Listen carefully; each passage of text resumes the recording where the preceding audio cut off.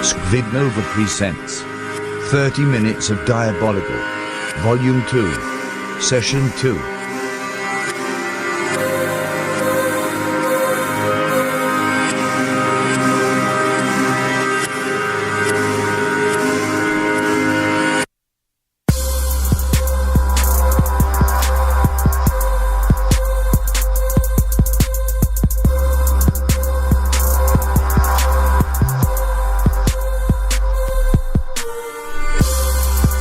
Is this by chance the sound of the Miami electronic scene in our ears?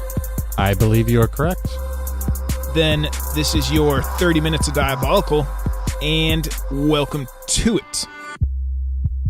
In this introspective session, Team Diabolical steps into the deadly world of the modern-day ninja. Go ninja, go. Nice drop. Next, we weigh conjecture and opinion on this feared yet reviled assassin. Well, something tells me things are going to get heavy. Indeed. And finally, through the scope of psychology, we examine the view to an intimate kill. You had me at intimate. Nice. As always, we welcome you into the Diabolical Penthouse, where dimmer switches and shag carpeting are the standard, and the company is looking to provoke thoughts. And that company starts with Chuck Rendon. Chuck, how art thou? I have to say, I'm doing great, man. Good to hear. It's often been said, though, that one man's fate comes from another man's weight. Profound. Ponderous. Yeah. And I am a nocturnal human known as Curtis Harrod. Well, it sounds to me like synchronization is complete. Let's say we get started. Chuck, we live in a society populated by thoughts and podcasts. Yet, we remain unique. Can you tell these new friends of ours exactly how we do that? Some would say unique might not quite describe us, but... The broad description of the word. Right. We've been called worse, certainly. Oh, yeah. But, we like to invite people into our conversations around popular culture and whatever else is on our mind. And usually we like to interject our razor wit. Ouch. Right. And some amazing production value. And we like to give you 30 minutes of Diabolical, give or take, on a weekly basis. I believe that sums it up quite nice. But there's a third member in the room. Chuck, would you like to do some introductions for him? Yeah, as always, we are joined by King Night Owl. Hello. Who is not only knowledgeable, but quite generous. He is. So anytime he speaks up, you can rest assured some serious knowledge was dropped for you on this session's show notes. So stay tuned for that. Knowledge worth checking out. The more you know. I can already tell this is going to be a very sneaky conversation. But very apt, let's brother. not overlook the refreshments, shall we? Never. I see a mug in front of you, Chuck. What's about to be poured in it? All right. Well, as we know, our first session of this year, my voice wasn't really up to snuff, so I didn't bring a beer into the Diabolical Penthouse. You were a bit under the weather. I was, just a bit. This session, I'm happy to say that I am feeling much better, so I did decide to bring a brew into the house once again. All right. What are we drinking? Had to start this year off with the folks at Lagunitas, one of my favorites, as you know. It's a good call. And I am going to pour a little something in my mug here, and I'm sure it's going to do me right. That's a liquid double entendre, if I'm not mistaken. As the beverage is called, a little something. You were mentioning amazing production value. I think we just heard some. Yes, and as I anticipated, quite refreshing to my palate. That was a veteran pour right there. I'm not going to lie. Thank you, sir. But I am curious, what beverage did you bring this evening? Well, I had Arizona sweet tea last week. I'm sticking with Arizona because they did us right with the Tron conversation. Oh, there you go. But this Arizona beverage has a bit of swagger. I mean, the can almost looks like a bit of Mardi Gras, wouldn't you say? It does. It's certainly more colorful than the sweet tea from last week. Mucho mango, Chuck. Vitamin C fortified. I think I'm ready for this conversation. Should do you right, brother. Cheers, man. Cheers. I know we both really want to get stealthy up in here. We do. But we've also got some dope on our minds. So let's break that out. Chuck, what do you find in really dope this week? Well, my dope this week is a movie I just recently watched. You have my attention. It came highly recommended, and I have to say I did enjoy it, and that was Birdman. I'm aware of this flick. I laid eyes on it as well. Please continue. Yeah, it's, I'm sure not everyone's heard of it. It's definitely rooted in sort of the indie scene, so it didn't see a wide release. Right. It stars Michael Keaton, which, I'm a fan of his. Who isn't? Dating really? back to the Batman days, of course. Mm-hmm. But he, there's a lot of Oscar talk for him in this film. It is going to get a push from the Oscars. Yeah, I have to say, it's definitely warranted. He's great. And just the way the movie was shot, I thought was pretty well done. You're a little off kilter when Michael Keaton kind of goes into his monologues because you're not really sure, are we looking at something that's real or kind of just in his mind? So it's handled really well. I know this is director Alejandro Inarritu. Oh, nice job. If I said that right, which I'm going to assume he did. but he's the same guy who directed 21 Grams and Babel a couple of years ago. Those are nice name drops right there. Yeah, absolutely. So definitely shines in this film. I enjoyed it. The ending is very ambiguous, and I love an ending that is kind of left to your interpretation. Oh, yeah. But when you factor in kind of Michael Keaton's career and you watch this, given that he played Batman and, stuff like that, kind of gives you a whole new perspective on not only him, but the film. And at its heart, it just plays to every one of us who can relate to just trying to stay relevant. It feels meta when you're watching it. It does. So that's my dope. If you're able to check it out, if it's playing in a theater near you, it's definitely worth your time. What is your dope, sir? I'm going to stay with our bird theme, actually. Nice. This dope is a little random. Then it's going to be great. Agreed. I follow a Twitter account called Del Dracula. Ambiguous. Name. The AVI is a cartoon, so I don't know who's behind it, to be honest. But I love their sketches. They dropped a single tweet, which kind of made one of my afternoons. And that was a tweet of the G.I. Joe Cobra character Raptor, who's also a bird. Wow. You're taking me back on that one now. Yes, sir. And we got to feature this tweet in the show notes. But wow. I mean, I saw the tweet and I was like, somebody remembers this guy and took time to sketch him. That's pretty epic, man. That in itself is pretty dope. A little bit of dope, but weapons grade. Very strong dope. Nice. Good stuff, man. And I like the meta there with mentioning a bird picture on Twitter. The bird. My phone might just fold up and disappear. Nicely done. Totally dope. Chuck, I have but one lingering question. Shoot. Are you ready to get your ninja on? Oh, brother, I'm always ready to get my ninja on. An interesting conversation to have, just because collectively we have a lot of ignorance on this subject. I would say that's true. Yeah, absolutely. Most of the nation watched the movie and has opinions about American Sniper.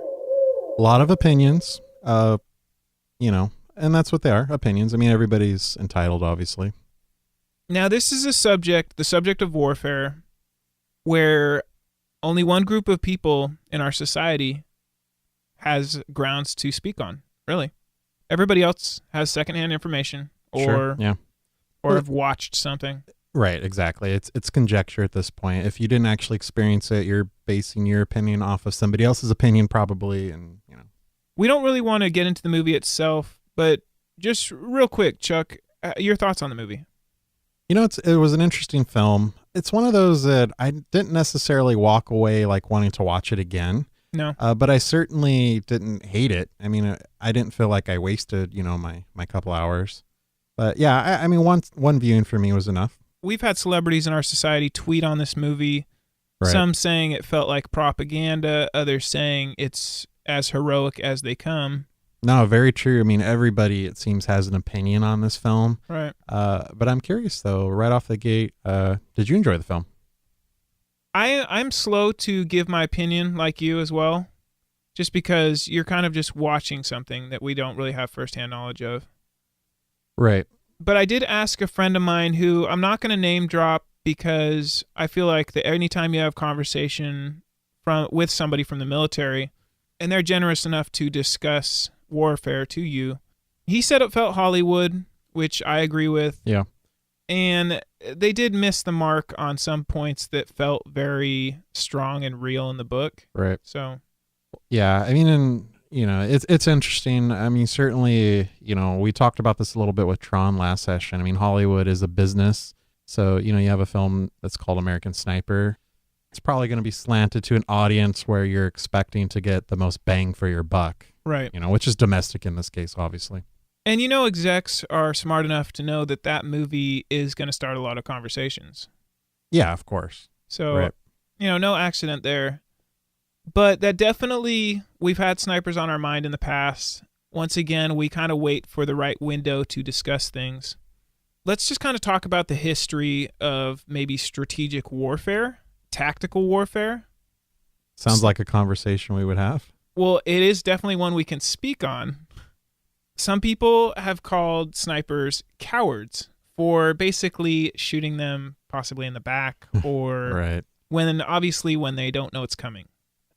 Which, when you really study what a sniper means to the battlefield, I think, to call him a coward is you're just not seeing the full picture, or you're ignorant on the subject. Right. We both arrived at that conclusion, and many have. Right. Because in many cases, snipers make a tactical decision that saves a lot of lives. Yeah, absolutely. And as we'll get into here, snipers are, especially to modern warfare, they're vital to, they prevent chaos, and, they really, in many respects, help save lives, Prevent casualties, cause chaos. Right. I found it interesting when I was discussing with that military friend of mine. He mentioned that like a sniper might take out a leader in the opposition, and those troops might just surrender because they don't have any. That's saving lives.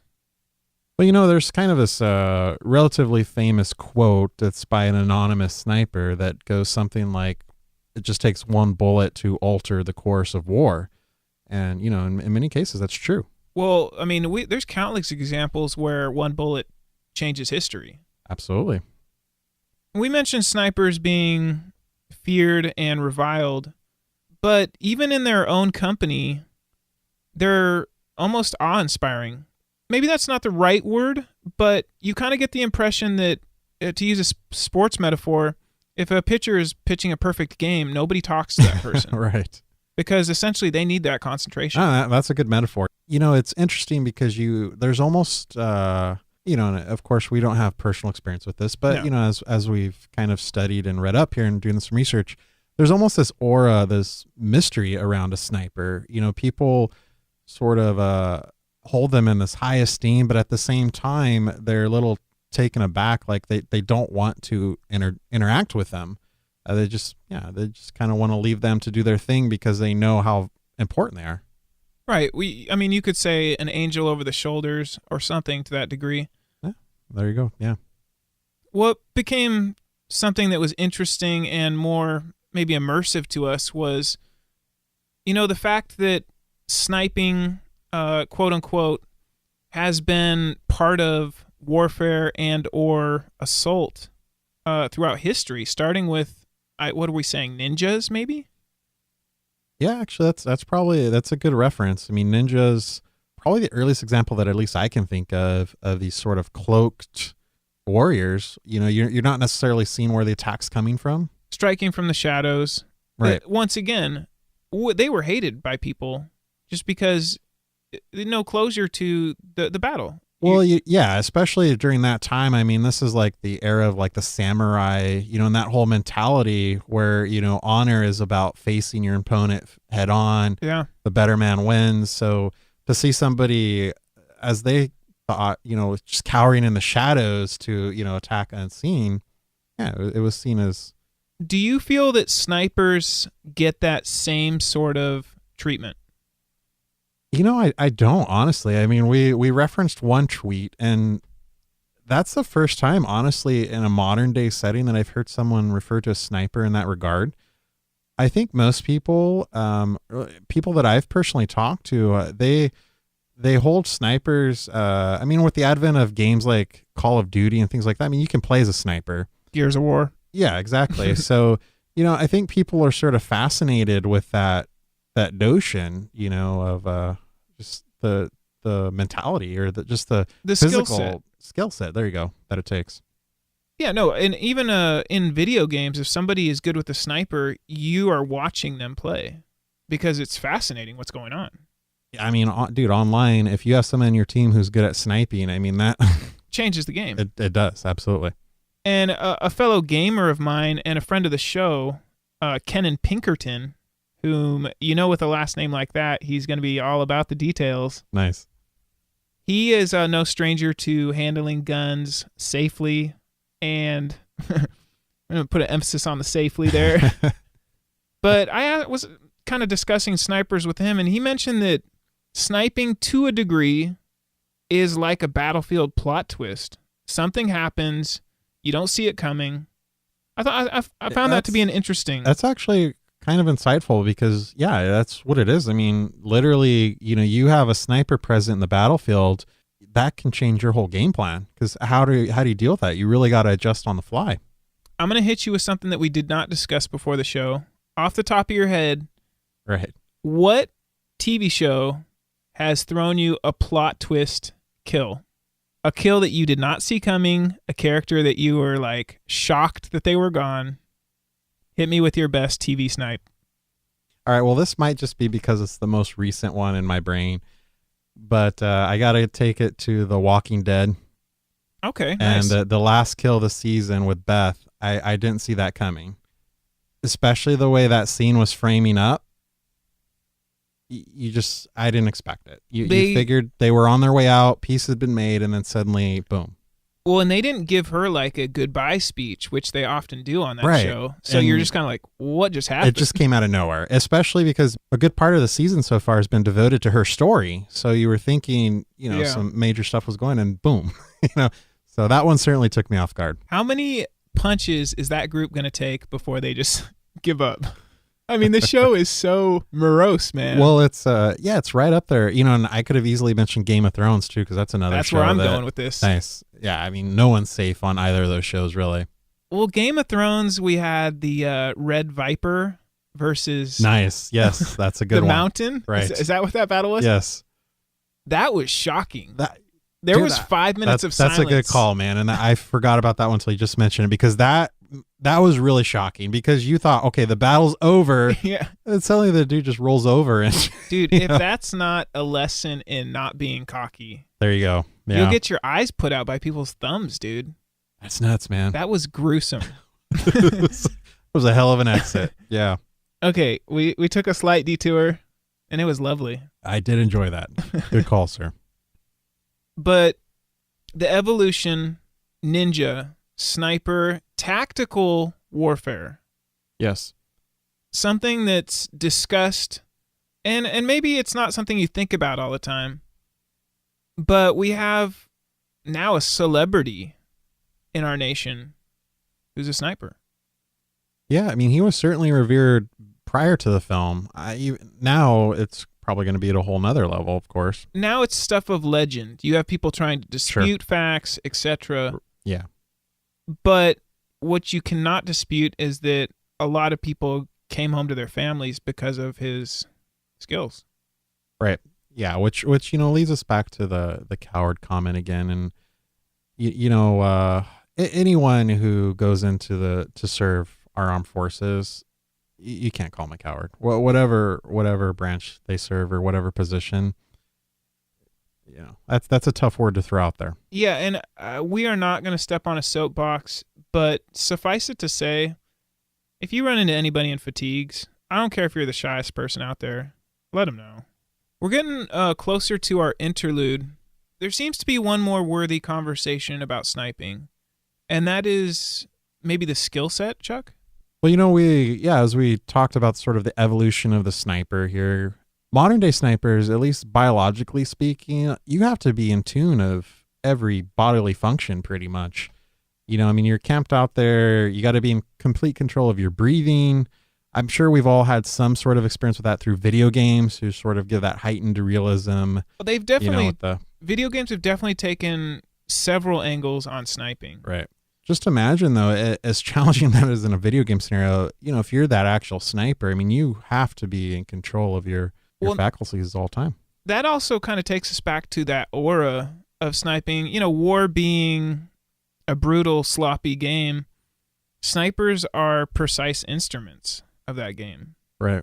Yeah. And like you said, the breathing and usually two-man spotter teams, you have people sitting for hours at a time giving each other eye breaks, Chuck. Yeah. And that's Right. intense, brother. Well, and it is. And, you know, they briefly touched on this in American Sniper, but there's a whole thing where you'll just lay there and just use the bathroom as you're laying there because Yeah, you basically can't have afford to leave. Maybe a 180 roll Right. to go to the bathroom, and then you're back in position. Exactly. These are not ideal work conditions. No. And so you certainly, you have to be mental strong, obviously. You know, Right. you have to be able to be in complete control of your body. Well, you're getting a little ahead of us discussing the mental game. We're almost there. I'd say it's probably the right time to take an interlude. Feels right to me. How's the little something treating you tonight? It's proven to be a big something, man. I'm enjoying it quite a bit, I assure you. How about you? How's Arizona treating you? My throat was a little scratchy, but it feels vitamin C fortified. I like it. Power of the tea. Let's go ahead and take that interlude and reflect to some holy rain. When we return, we aim to look at the psychology behind the intimacy of a kill. Join us on the other side.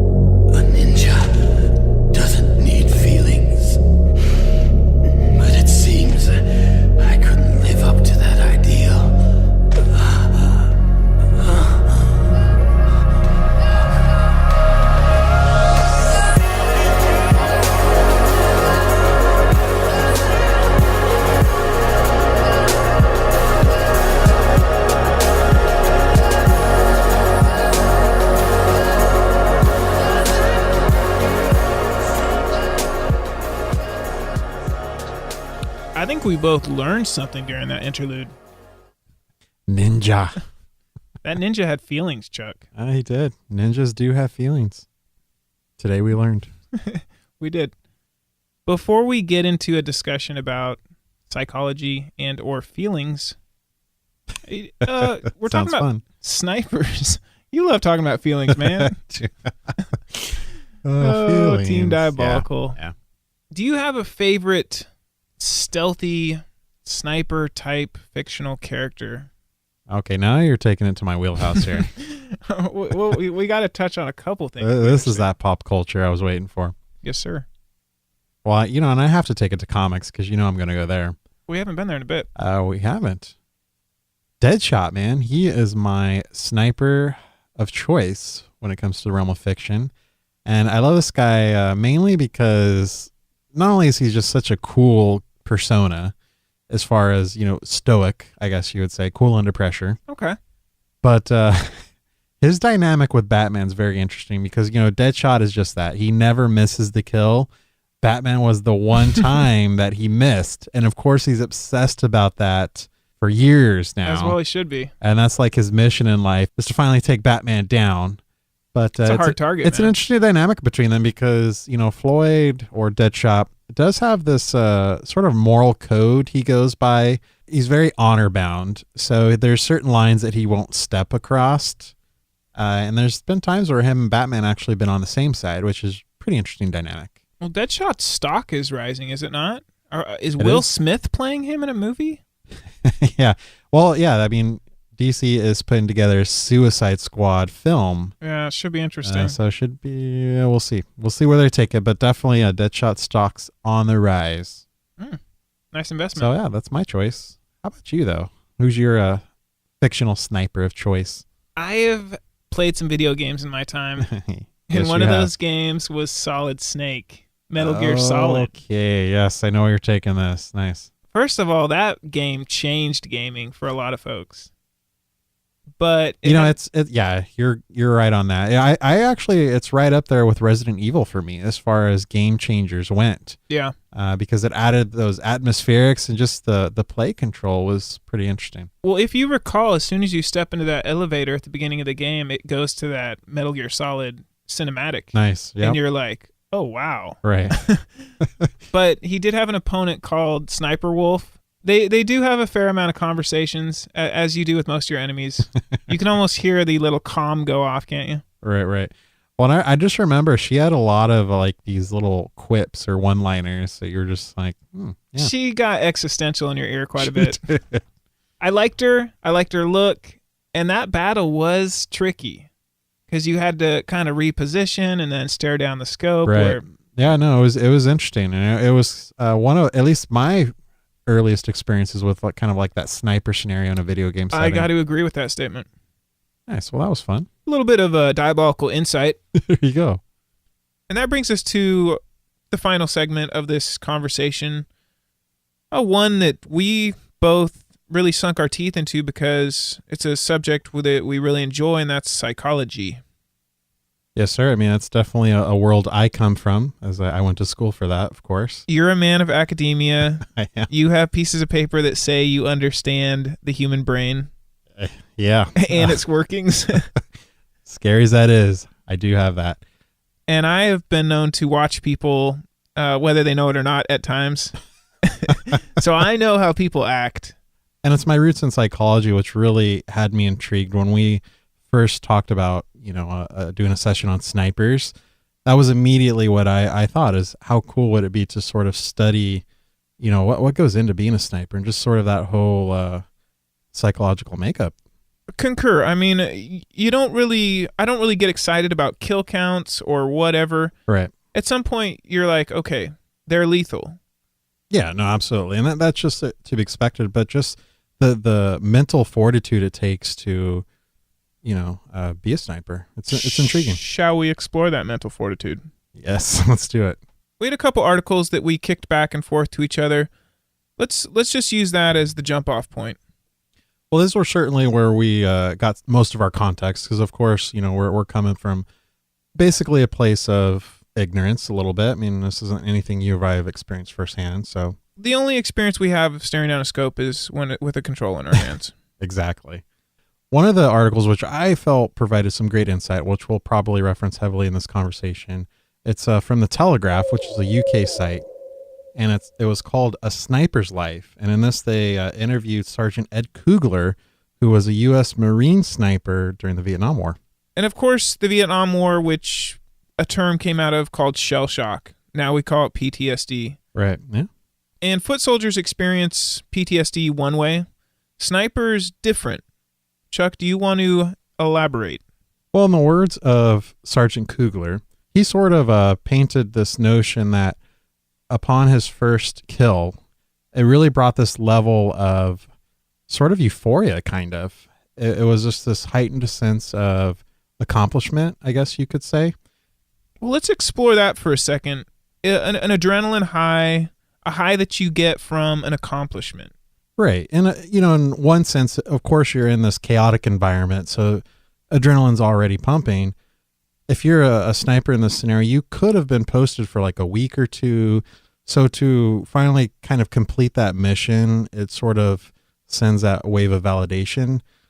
And I think also just the idea that you could have saved countless lives, with your mission at hand. Well, and staring down the scope at somebody, like you said, for days at a time, learning the nuance of what they do, how they are, I have to assume that a little bit of a God complex comes with that.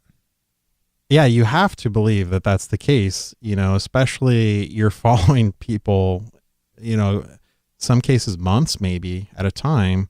And you're also very removed from the actual physical battle, which kind of ties into that whole godlike. Yeah, you're overseeing things. We've thrown this around casually quite a bit, but everybody in our society is a voyeur. Snipers are almost like apex voyeurs. They see things, they can change the course of things.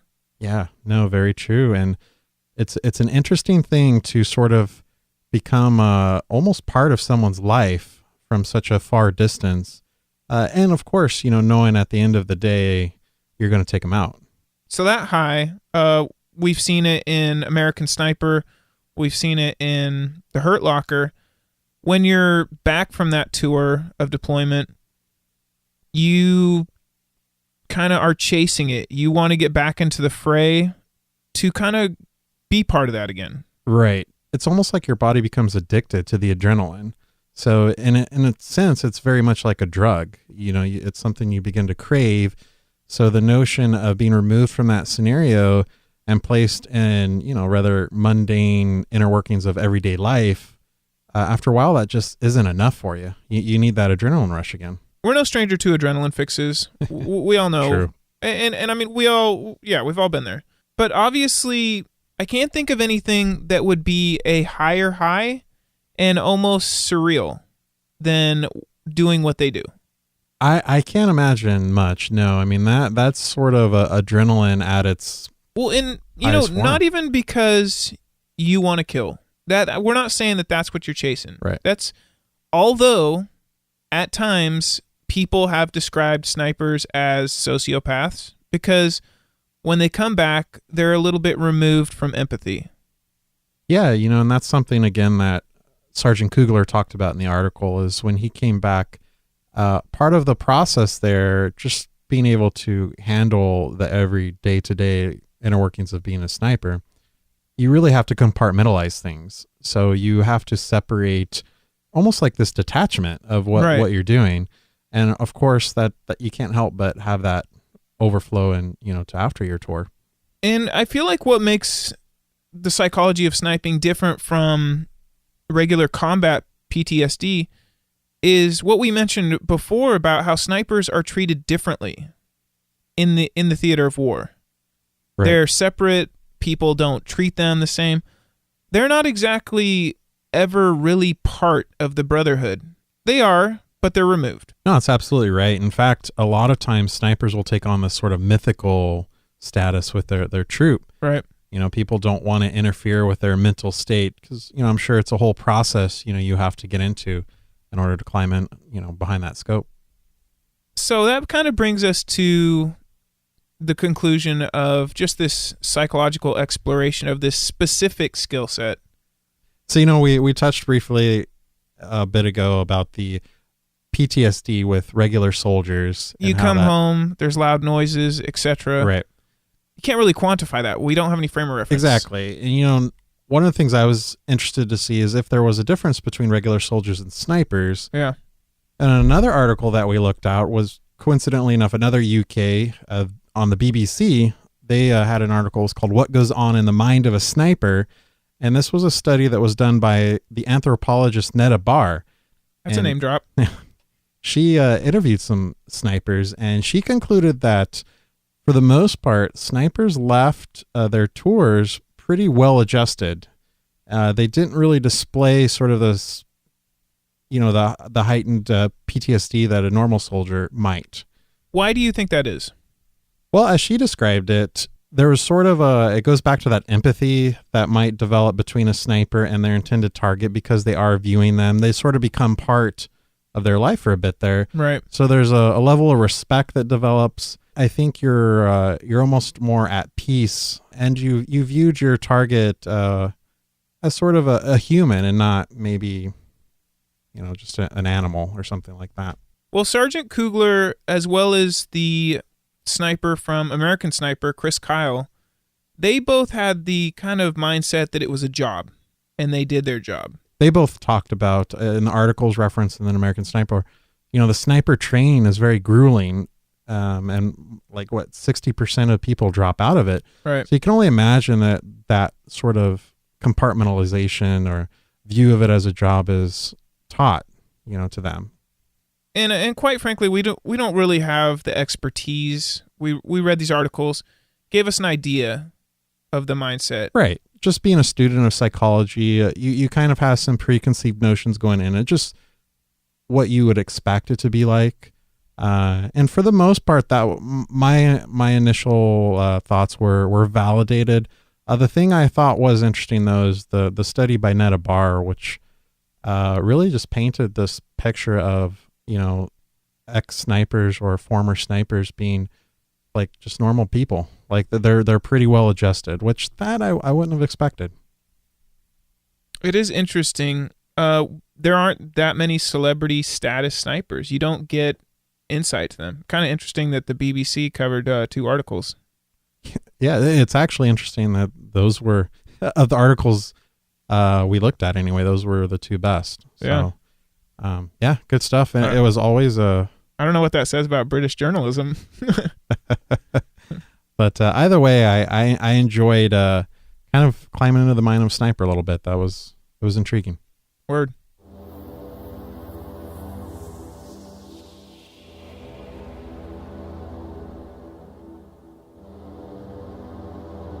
Chuck, we just took a walkabout through the mind of a sniper. Crazy stuff. Man. Yeah. Your diabolical takeaway from this introspective and, much like this track, kind of a dark subject matter conversation. Well, I think I have to point to that UK article that we referenced, The Sniper's Life.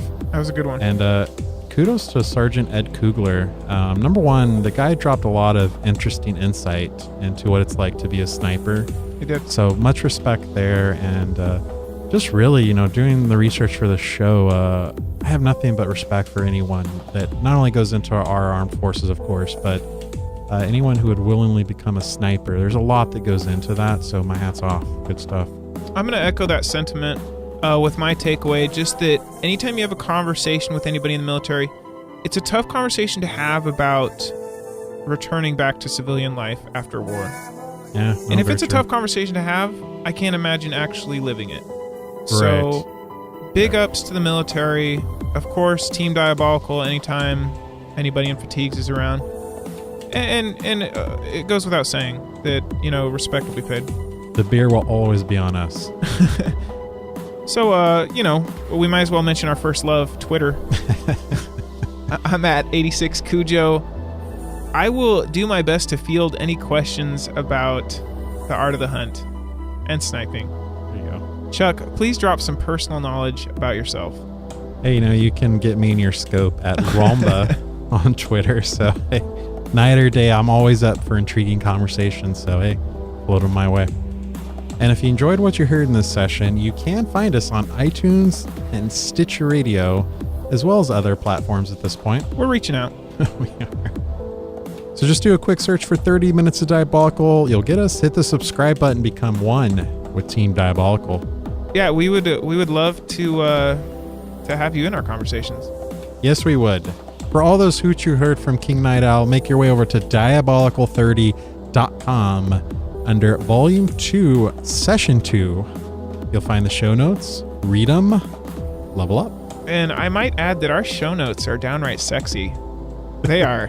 They are. Take a look, folks. King Night Owl's on top of it. He is.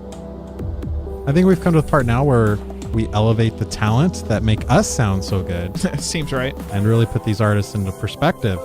So we synchronized with Johnny Tiger, who got things started with a nice track.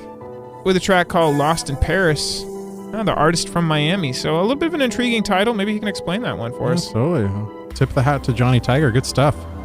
After that, we took an interlude with the mysterious Holy Rain, who brought some intriguing sounds into the Penthouse. He did it, and dropped some context on, a sensitive ninja, which makes that track really interesting. Yeah, and what really got my attention, he's a fan of Where's Waldo. So yeah, you got to respect that. I'm sure a sniper could find Waldo somewhere. That's kind of dark. That's called dark humor. Bye, Waldo. And as we speak, we're decompressing to Xavion, who, of course, is from Amsterdam, someone we've used quite a few times here. They've been into the Diabolical Penthouse. I really love the soothing sounds of Xavion. As do I. It's perfect after this conversation. And of course, we have to mention our dynamic cover art. We always have really great art. We do. Yet one more reason to visit those show notes. But a picture of Sniper Wolf from Accuracy Zero, Nick in Malaysia. Chuck, this is sort of a sketch, kind of. Are you feeling it? I am. Nick was able to capture not only the drama in the sniper, but the frustration I know I remember feeling in facing Sniper Wolf in the game. So kudos to him. Good stuff. It's sometimes art, the simplicity is beautiful. Right. You got to check the sketch out. Yeah, great stuff. Cheers to Lagunitas Brewery. They did me right once again. Great bottle of beer. Check them out. And Arizona carried me. And on that note, thanks for joining us, and we will catch you next time here in the Diabolical Penthouse.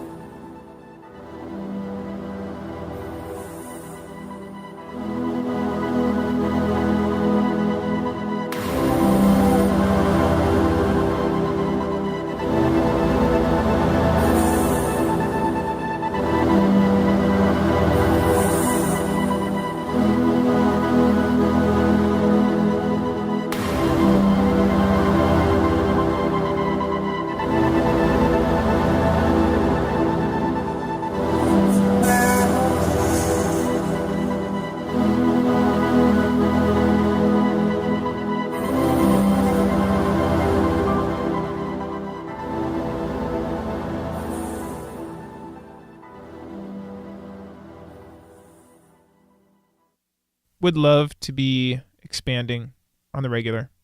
I don't know what I'm saying. Let's expand. Let's do it. No, don't even use that.